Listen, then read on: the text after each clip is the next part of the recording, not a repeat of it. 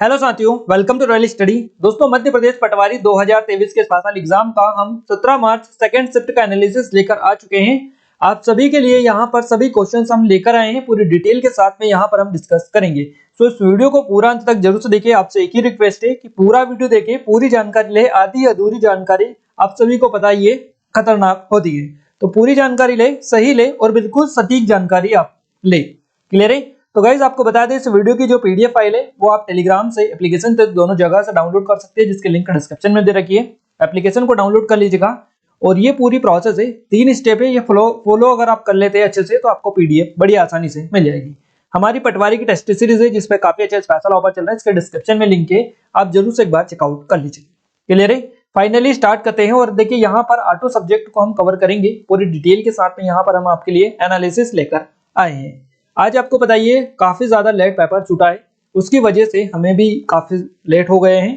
Questions को student से लेना, फिर उनका आंसर वगैरह काफी ज्यादा मशक्कत करनी पड़ती है हमें भी। आप सभी आई थिंक समझते होंगे ये चीजें। क्लियर है? तो इसीलिए हम थोड़े लेट हो जाते हैं, बट आपके लिए पूरे सटीकता के साथ एनालिसिस हम करवाते हैं ताकि आपको कोई दिक्कत बाद में ना हो। क्लियर है? हम फटाफट स्टार्ट करते हैं। जीके और करंट अफेयर के क्वेश्चंस को स्टार्ट करते हैं। सबसे पहले इनको हम देख लेते हैं। पहला क्वेश्चन बना है, 1956 में कांग्रेस के अधिवेशन के अध्यक्ष कौन थे? सही जवाब रहेगा श्री यूएन डेबरी इनका नाम है, और यूएन डेबर भी इनको बोला जाता है। तो 1956 में कांग्रेस का अधिवेशन कहां पर हुआ था? गाइस ये अमृतसर में हुआ था, आप याद रखिएगा। 61वां सत्र ये था कांग्रेस का। और श्री यूएन डेबरी 1956 का जो अधिवेशन था ये कब हुआ था? 11 से 13 अगस्त तक चला था ये, अमृतसर पंजाब में। तो यहाँ पर ये हुआ था। इसकी अधिवेशन की अध्यक्षता इन्होंने की थी। और इनका पूरा नाम पूछे जाए तो उचंग राय नवल राय डेबर इनका पूरा नाम है। इनकी अध्यक्षता में अमृतसर में 1956 ईस्वी में, और गुवाहाटी जो था असम, गुवाहाटी असम में 1958 अधिवेशनों की अध्यक्षता इन्होंने की थी। और भी अध्यक्षता इन्होंने की थी। देखिए यूएन डेबर जो है 1955 में आबादी अधिवेशन, और 1956 अमृतसर अधिवेशन, 1957 इंदौर अधिवेशन। तो ये हो सकता है इंदौर वाला ही आपसे पूछा हो, और इसके पहला वाला पूछा है 56 वाला। क्लियर है? तो हो सकता है ये भी आपसे इंदौर वाला अधिवेशन वाला पूछ ले जाए, क्योंकि इंदौर आपको पता है ये इससे रिलेटेड हो सकता है। 1958 गुवाहाटी अधिवेशन, 1959 नागपुर अधिवेशन। तो इनकी अध्यक्षता सभी की इनके द्वारा ही की गई है। क्लियर है? इसके अलावा डब्ल्यू.सी. बनर्जी जो है ये भारतीय राष्ट्रीय कांग्रेस के पहले अध्यक्ष थे। तो याद रखिएगा, भारतीय राष्ट्रीय कांग्रेस का पहला अधिवेशन हुआ था 1885 में। डब्ल्यू.सी. बनर्जी की अध्यक्षता में बंबई के गोकुल दास तेजपाल सांस्कृतिक महाविद्यालय था, इसमें आयोजित किया गया था। और इसमें पूरे भारत के 72 प्रतिनिधियों ने भाग लिया था। तो ये क्वेश्चन ऑलरेडी बन भी चुका है कि कितने प्रतिनिधियों ने भाग लिया था। ये कांस्टेबल के एग्जाम में आपका पूछा था, पहला जो अधिवेशन हुआ था उसमें कितने प्रतिनिधियों ने भाग लिया था। और भारतीय राष्ट्रीय कांग्रेस की स्थापना के दौरान लॉर्ड डफरिन भारत के वाइसराय थे। इस तरह के क्वेश्चंस बनने लगे हैं। बदरुद्दीन तैयबजी भारतीय राष्ट्रीय कांग्रेस के तीसरे नंबर के अध्यक्ष थे। नेक्स्ट क्वेश्चन पूछा गया है, नमन ओझा ने इंटरनेशनल ओडीआई में शतक कब मारा था? तो इन्होंने 5 जून 2010 बनाम श्रीलंका के खिलाफ ये ओडीआई था, इसमें मारा था। तो गाइज याद रखिएगा, नमन विजय कुमार ओझा इनका पूरा नाम है। इनका जन्म 20 जुलाई 1983 को उज्जैन मध्य प्रदेश में हुआ था। और उन्होंने 28 अगस्त 2015 को श्रीलंका के खिलाफ भारत की तरफ से अपना पहला टेस्ट मैच खेला था। तो पहला टेस्ट मैच पूछा जाए ये भी आप अच्छे से याद रखिएगा। क्लियर है? जिम्बाब्वे में अपना पहला T20 मैच इन्होंने खेला था। नमन ओझा ने भारत के लिए सिर्फ 4 इंटरनेशनल मैच खेले हैं, एक इसमें वनडे है, एक टेस्ट है, और आपके 2 T20 मैच शामिल हैं। क्लियर है? एकमात्र वनडे इन्होंने जो खेला है ये 5 जून 2010 श्रीलंका के खिलाफ खेला है। तो डिटेल आप याद रखिएगा। नेक्स्ट क्वेश्चन पूछा गया है, 2011 की जनगणना के अनुसार मध्य प्रदेश जो है जनसंख्या की दृष्टि में कौन से नंबर पर है? तो 5वें नंबर पर है। मध्य प्रदेश जनसंख्या की दृष्टि से 5वें स्थान पर आता है। 2011 की जनगणना के अनुसार मध्य प्रदेश की जो कुल जनसंख्या है ये 7 करोड़ 26 लाख है। इस प्रकार 2011 की जनगणना के अनुसार भारत की जो जनसंख्या है, याद रखिएगा 6% ये है। यानी मध्य प्रदेश की जनसंख्या भारत की जनसंख्या का 6% है 2011 की जनगणना के अनुसार। और पूरी डिटेल डाली है हमने, मध्य प्रदेश की कुल जनसंख्या कितनी है? 7 करोड़ 26 लाख 26। देखिए 7 करोड़ 26 लाख 26,809 है, जिसमें पुरुषों की जो जनसंख्या है ये 3 करोड़ 76 लाख 12,306 है। महिलाओं की है 3 करोड़ 50 लाख 14,503। तो याद रखिएगा कितनी की है। और मध्य प्रदेश का जो जनसंख्या घनत्व है 236 व्यक्ति प्रति वर्ग किलोमीटर है, जो कि राष्ट्रीय औसत का 382 प्रति वर्ग किलोमीटर से कम है। क्लियर है। आइए आगे बढ़ते हैं और नेक्स्ट क्वेश्चन है, हिमालय के ढलान के कारण, हिमालय का जो ढलान है इसके कारण ब्रह्मपुत्र नदी के साथ और कौन सी नदी बहती है? तो ये दिहिंग नदी है जो कि इसके कारण बहती है ब्रह्मपुत्र के साथ में। दिहिंग नदी ब्रह्मपुत्र की सहायक नदी भी है और यहाँ पकडाई पर्वत श्रृंखला की में पूर्वी हिमालय से निकलती है और अंत में दिहिंग मुख में ब्रह्मपुत्र के साथ विलय करने से पहले असम के अरुणाचल प्रदेश, तिनसुकिया और डिब्रूगढ़ जिलों से होकर ये बहती है। दुनिया की सबसे बड़ी नदियों में से एक और एशिया की एक महत्वपूर्ण नदी है ब्रह्मपुत्र। यह एक अंतर्राष्ट्रीय नदी है और ये जो नदी है लगभग 2900 किलोमीटर लंबी फैली हुई है। ब्रह्मपुत्र दक्षिण तिब्बत, पश्चिम जो तिब्बत है इससे उत्पन्न होने वाली एक लटकी हुई नदी है और इसे यारलुंग संगपो नदी भी कहा जाता है। और ये जो नदी है हिमालय को पार करती है और दिहांग के रूप में अरुणाचल प्रदेश में जो कि प्रवेश करती है। तो याद रखिएगा, जानी जाती है, ये फैली हुई है यहाँ पर। तो सारी डिटेल हमने आपको बता दी है। नेक्स्ट क्वेश्चन पूछा गया है, बरगी बांध कहाँ पर है? तो आप सभी को बताइए जबलपुर में है बरगी बांध। बरगी बांध जो है इसका निर्माण 1974 में शुरू हुआ था और 1990 में समाप्त हो गया था, यानी इसका काम पूरा हो गया था। क्लियर है। तो याद रखिएगा, नर्मदा नदी पर यह बना हुआ है। 30 बड़े बांधों में से एक है ये, नर्मदा नदी पर बन रहे 30 बड़े बांधों में बरगी बांध जो सबसे पहले बनने वाले बांधों में से एक ही है। क्लियर है। और इस बांध पर स्थापित दो महत्वपूर्ण सिंचाई परियोजना में बरगी डायवर्जन प्रवर्तन परियोजना और रानी अवंतीबाई लोधी जो सागर परियोजना है, ये दोनों शामिल है। बरगी बांध मध्य प्रदेश की सबसे बड़ी नदी नर्मदा नदी पर बनाया गया है और इस बांध का महत्व इस तथ्य से बढ़ जाता है कि जबलपुर और आसपास के जिले अपनी जलापूर्ति के लिए इस पर बहुत अधिक निर्भर हैं। क्लियर है। नेक्स्ट क्वेश्चन पूछा गया है, बारहसिंगा किस राष्ट्रीय उद्यान में पाया जाता है? और एक आपका कल की सुबह की शिफ्ट में क्वेश्चंस बना है कि बारहसिंगा जो है बेसिकली इससे क्वेश्चंस बना है मध्य प्रदेश का राजकीय पशु कौन सा है, इस तरह से क्वेश्चंस पूछे गए हैं। क्लियर है। तो बारहसिंगा किस राष्ट्रीय उद्यान में पाया जाता है, ये आप सभी को पता होना चाहिए। बारहसिंगा जो पाया जाता है कान्हा राष्ट्रीय उद्यान में पाया जाता है। गाइस काफी ज्यादा क्वेश्चंस यही से बन रहे हैं, ये जो डिटेल एक्स्ट्रा हम बता रहे हैं इन्हीं से क्वेश्चंस आपके रिपीटेड आ रहे हैं। और देखिए ये भी क्वेश्चंस आपका आया है। क्लियर है। इस तरह से क्वेश्चंस आ रहे हैं तो आप डिटेल जरूर से कवर किया करें।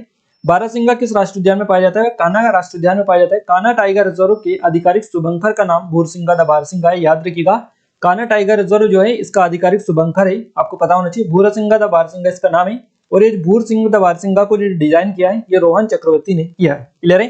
तो कान्हा टाइगर रिजर्व अब भारत का पहला टाइगर रिजर्व है जिसका अपना एक आधिकारिक शुभंकर है, मैस्कोट जिसको बेसिकली बोला जाता है भूरसिंह द बारहसिंगा।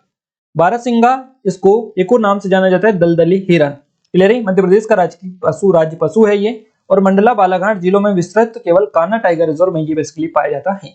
मंडला और बालाघाट जिलों में विस्तृत कान्हा टाइगर रिजर्व दुनिया का एकमात्र स्थान है जहां पर यह प्रजाति मौजूद है। बारहसिंगा ये दलदल हिरन मध्य प्रदेश का राज्य पशु है। क्लियर है। अगला क्वेश्चन पूछा गया है, निर्मल चित्रकला किस राज्य से संबंधित है? निर्मल चित्रकला का संबंध आंध्र प्रदेश से है और आंध्र प्रदेश के निर्मल शहर को हमेशा कला और शिल्प से संबंधित उपहार वाली भूमि माना गया है। इस शहर में शिल्पकारों को ये कला समुदाय को नकाश कहा जाता है और उन्होंने इस क्षेत्र को निर्मल चित्रों के लिए काफी प्रसिद्ध बना दिया है। अधिकांश निर्मल जो चित्रकला है इसमें रामायण महाभारत के हिंदू महाकाव्य से खींचे गए हैं। क्लियर है। नेक्स्ट क्वेश्चन पूछा गया है, परम गंगा क्या है? अब परम गंगा एक सुपर कंप्यूटर मिशन है। याद रखिएगा, यहाँ पर ऑप्शंस मिले थे जैसे रॉकेट, सुपर कंप्यूटर, इस तरह से ऑप्शंस आपको मिले थे। तो परम गंगा जो है ये एक सुपर कंप्यूटर मिशन है।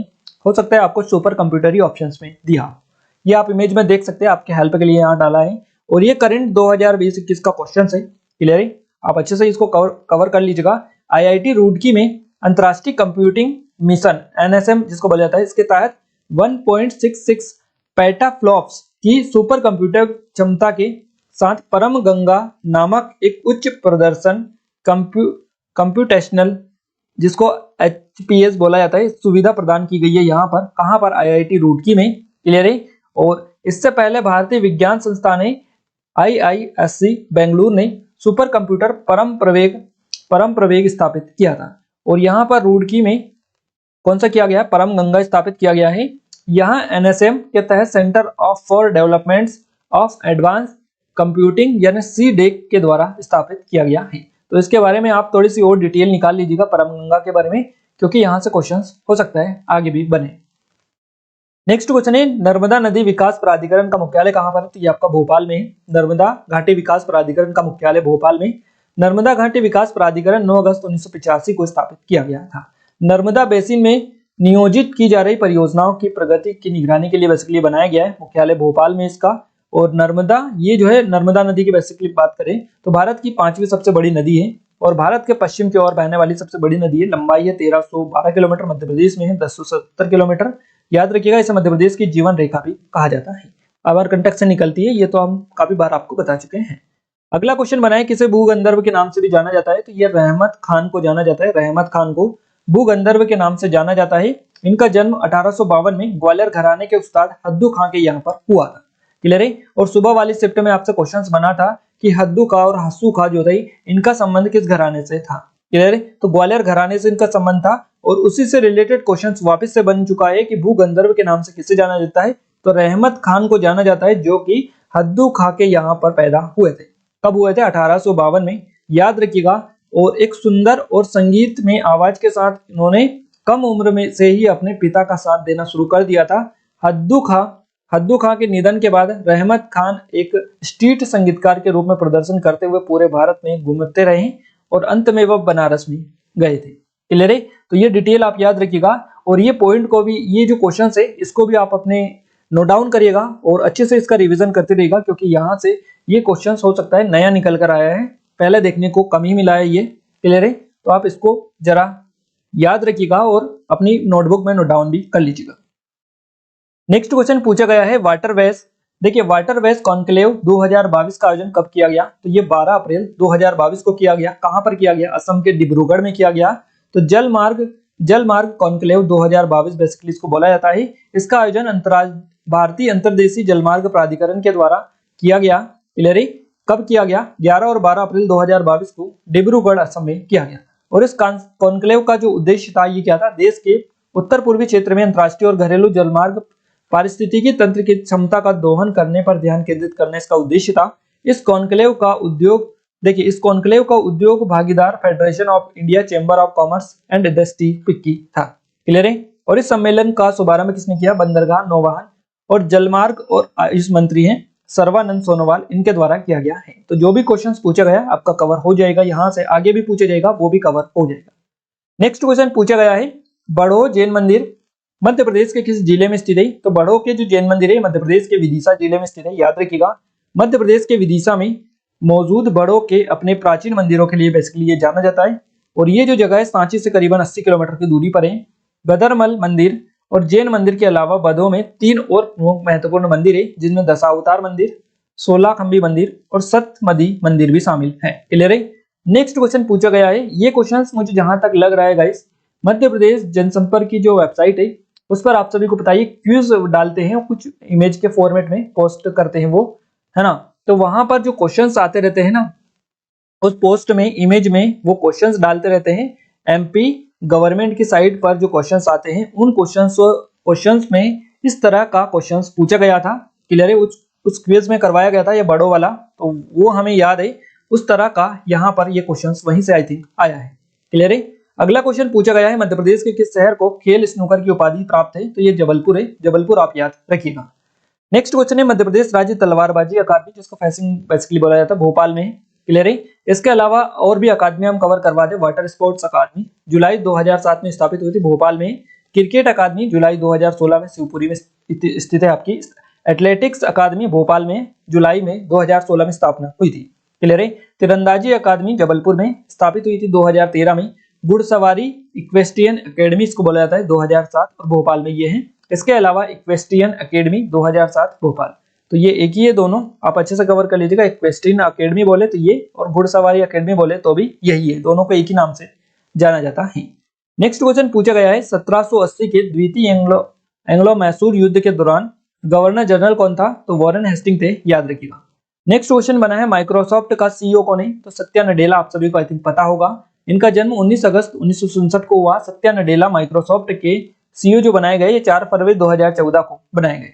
अगला क्वेश्चन बना है भोपाल में वाटर विजन 2047 गजेंद्र सिंह शेखावत के द्वारा यहाँ पर किया गया, इसमें शामिल हुए। क्लियर है। तो इस तरह से एग्जैक्ट क्वेश्चन तो नहीं मिला है, बट हमें उसके बारे में थोड़ी सी जानकारी उनसे मिली है, तो हम यहाँ पर पूरी डिटेल आपके लिए लेकर आ चुके हैं। देखिए मध्य प्रदेश की राजधानी भोपाल में वाटर विजन 2047 विषय पर 2 दिवसीय पहला अखिल भारतीय राज्य मंत्री वार्षिक सम्मेलन का आयोजन किया गया। और इस मौके पर प्रधानमंत्री नरेंद्र मोदी ने सम्मेलन को संबोधित भी किया। भोपाल में राज्यों के मंत्रियों का पहला भारतीय वार्षिक जल सम्मेलन ये है। और वाटर विजन इंडिया 2047 की थीम पर हुआ है इस कार्यक्रम। पानी को लेकर 25 साल का विजन यहाँ पर तैयार किया गया है। और देश में पहली बार राज्यों के जल शक्ति मंत्री और सिंचाई विभाग के वरिष्ठ सचिव एक साथ पानी की चुनौतियों पर मंथन इसमें किया है इन्होंने। क्लियर है? तो यहीं से क्वेश्चन आपका पूछा गया है। अगला क्वेश्चन है, मध्य प्रदेश में 2021 में जीआई टैग किसे मिला था? तो ये बालाघाट में मिला था, बालाघाट को। और कल वाली शिफ्ट में क्वेश्चंस बना था चिन्नौर चावल वाला, बालाघाट को जीआई टैग मिला है, वही क्वेश्चन आपका रिपीट हुआ है। क्लियर है? तो मध्य प्रदेश के बालाघाट जिले में होने वाली चिन्नौर प्रजाति की धान को जीआई टैग दिया गया है 2021 में। बालाघाट जिले के 25 से ज्यादा गाँव में जो किसान होते हैं वो चिन्नौर धान का उत्पादन करते हैं। तो बेसिकली चिन्नौर धान, चिन्नौर चावल के लिए जो जीआई टैग मिला है 2021 में बालाघाट को मिला है। ये क्वेश्चन भी आपका बना है। इसके अलावा नेक्स्ट क्वेश्चन है, भूकंप से रिलेटेड एक क्वेश्चन पूछा गया है आपका। क्लियर है? इसके अलावा 2007 मुक्केबाजी, कुछ इस तरह का क्वेश्चन भी पूछा गया है। गाइस आज की जो शिफ्ट है काफी ज्यादा लेट हो गई थी, करीबन 7:30-8 बजे के समथिंग पेपर छूटा था आज का। क्लियर है? उस वजह से जो बच्चे हैं वो एग्जैक्ट हमें नहीं बता पाए, क्योंकि हम जो कॉल करके या फिर जिस माध्यम से वो बताते थे उस माध्यम से हमें नहीं बता पाए हैं। क्लियर है? तो हमें इतने ही क्वेश्चंस मिल पाए हैं, बाकी नेक्स्ट शिफ्ट में हम कोशिश करेंगे कि पूरे के पूरे क्वेश्चंस आपको लेकर आए। क्लियर है? फिर भी 20 क्वेश्चंस कवर करवाए हैं, बात 5 क्वेश्चंस बचे हैं आपके। अब हम आपको बता दें हमारी कुछ ऑनलाइन कोर्सेस है, पटवारी की टेस्ट सीरीज, जेल प्रहरी, सब इंस्पेक्टर, एमपीपीएससी की स्पेशल टेस्ट सीरीज है, यह हमारी ई बुक है 2023 की स्पेशल एमपी करंट अफेयर की, ये 2022 की। इन सभी के लिंक डिस्क्रिप्शन में, एप्लीकेशन को डाउनलोड कर लीजिएगा, यहाँ पर पूरी डिटेल आपको मिल जाएगी। साइंस की बात कर लेते हैं हम फटाफट। देखिए साइंस में एसआई मात्रक से 4 क्वेश्चंस बने हैं, 4 क्वेश्चंस पूछे गए हैं। क्लियर है? फॉर्मूले से क्वेश्चंस बने हैं, आपके वैज्ञानिकों के नाम से क्वेश्चंस पूछे गए साइंस में। सोडियम का रासायनिक नाम क्या है, ये आपका क्वेश्चन बना है। तो ये 4 क्वेश्चंस हमें मिले हैं, किसमें? साइंस में मिले हैं 4 क्वेश्चंस। टॉपिक हम आपको बता रहे हैं। देखिए हम अपनी मर्जी से कुछ भी नहीं बताते, अगर हमें एक टॉपिक भी बताते हैं वो तो एक ही टॉपिक हम आपको बता देते हैं, ऐसा मन से कुछ भी नहीं लिखते। तो आप बिल्कुल टेंशन मत लीजिएगा, 110% श्योरिटी के साथ में हम यहाँ पर चीजें आपको कवर करवाते हैं, बिल्कुल प्रूफ के साथ। क्लियर है? नेक्स्ट क्वेश्चन पूछा गया है कंप्यूटर से। देखिए कंप्यूटर से अब हम बात करते हैं तो कंप्यूटर में शॉर्टकट की से क्वेश्चंस पूछे गए हैं, मेमोरी से क्वेश्चंस बने हैं, एमएस वर्ड से क्वेश्चंस पूछे गए हैं। इसके अलावा कमांड से भी क्वेश्चंस बने हैं, एमएस एक्सेल से क्वेश्चंस पूछे गए। कंट्रोल सी का उपयोग क्या है, कॉपी करने के लिए होता है, ये क्वेश्चन आपका पूछा गया है। इसके अलावा यहाँ पर क्वेश्चंस बना है ऑपरेटिंग सिस्टम से। क्लियर है?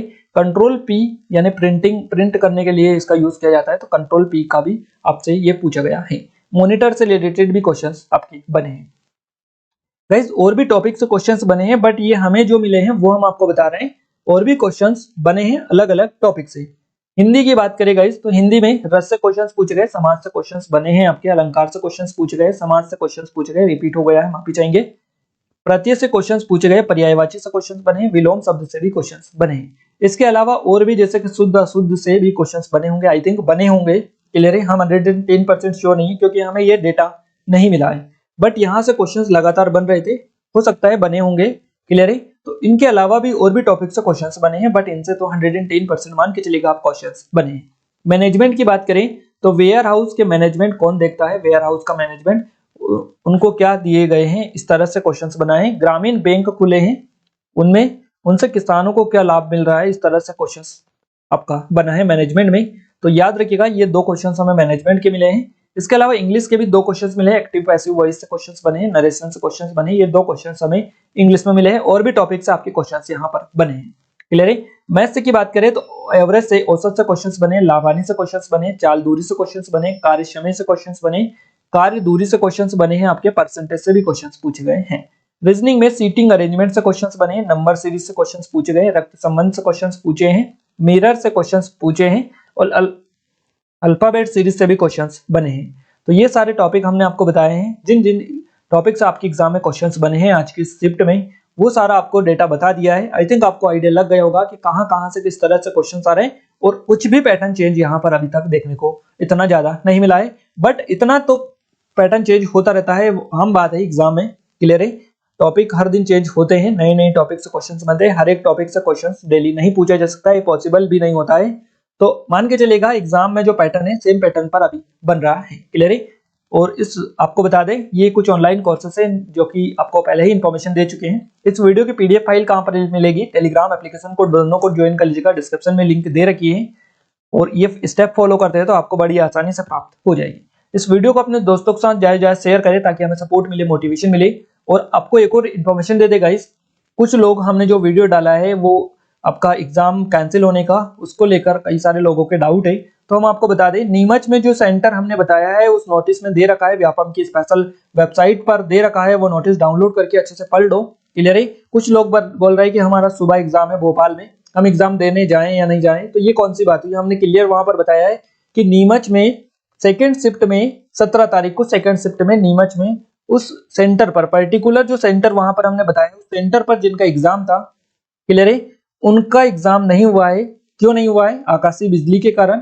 तो उनका एग्जाम जो होगा वो बाद में कंडक्ट कराया जाएगा, इतना कहना है बस। और जिनका एग्जाम अलग अलग जगहों पर था, अलग अलग शिफ्ट में था, उनका कंटिन्यू रहेगा, इसमें कोई दिक्कत वाली बात नहीं है। क्लियर है। तो क्लियर बताया है ये चीजें, आप कंफ्यूज ना हो। और जिनका एग्जाम था वो समझ गए होंगे। तो नीमच में उसी सेंटर पे जिनका एग्जाम था उनका नेक्स्ट टाइम टेबल दे देंगे, वो उस टाइम पर हो जाएगा। क्लियर है। बाकी सभी लोगों को एग्जाम देने जाना है, ऐसा नहीं कि एग्जाम आप देने ना जाए, नहीं तो आप छूट जाएंगे और फिर उसका कुछ भी नहीं हो सकता है। क्लियर है। तो आई थिंक आपको इन्फॉर्मेशन समझ में आई होंगी और इस वीडियो को लाइक करें, अपने दोस्तों के साथ शेयर करें ज्यादा ज्यादा, ताकि हमें सपोर्ट मिले, मोटिवेशन मिले और अच्छे से अच्छे वीडियोस आपके लिए लाने की हम पूरी कोशिश करें। क्लियर है। तो आज के इस वीडियो में बस इतना ही, मिलते हैं हमारी अब कल वाली शिफ्ट में, तब तक के लिए जय हिंद, वंदे मातरम।